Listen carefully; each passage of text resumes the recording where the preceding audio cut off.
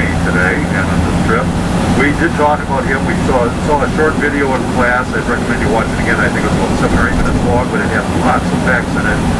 It's about the forgotten assassination of this guy, James Abrams Garfield, another Civil War general.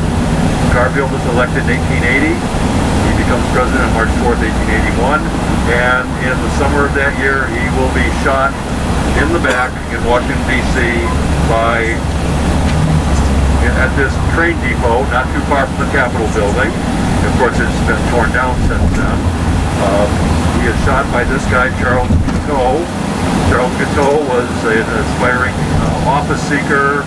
He was angry because he didn't get an appointment from the Garfield administration, even though he had helped get Garfield elected, at least that's what he said. And he was basically deranged.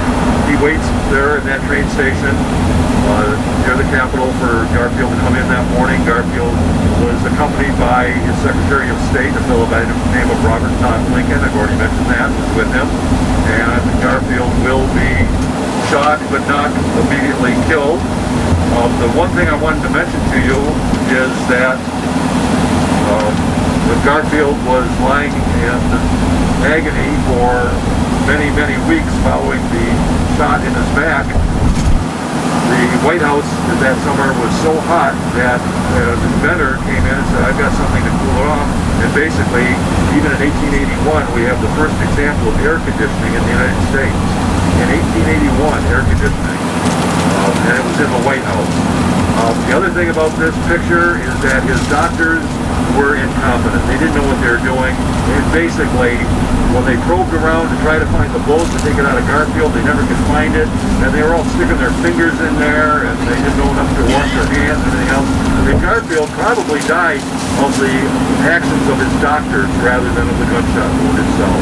He probably died of infection. The President of the United States.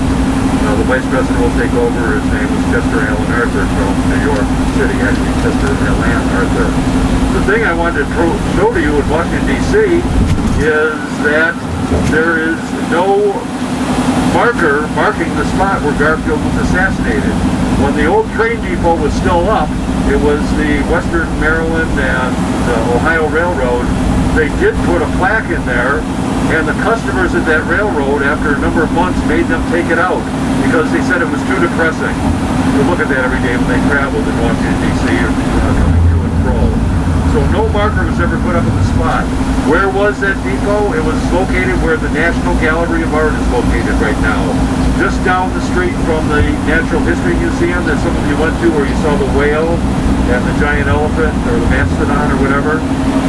So it's just down that same street. In fact, it's almost down there at 7th Street where we turned the corner to park that first day when we dropped you off the American History Museum. However, you can tell that near the Capitol building itself, the southwest corner of the Capitol building, there is a fairly nice statue in commemoration of President James A. Garfield.